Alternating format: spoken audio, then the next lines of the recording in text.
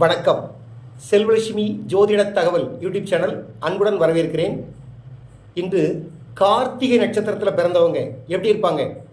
சுறுசுறுப்பாக இருப்பாங்க, திறமையாக இருப்பாங்க, கெட்டிக்காரங்களாக இருப்பாங்க. அறுபடை நாயகர் முருகப்பெருமான் அவதரித்தது கார்த்திகை நட்சத்திரம். அதில் பிறந்தவங்க முருகப்பெருமானை போல இளமையோடும் பெருமையோடும் நீண்ட ஆயுள் பலத்தோடும் வாழ்வார்கள். 18 சித்தர்களில் மச்சமுனி அல்லது ரோமரிஷி அவர் இதில் தான் பிறந்திருக்கார். இந்த நட்சத்திரம் திருநீலகண்டர் அவர் பிறந்தது கார்த்திகை நட்சத்திரம்.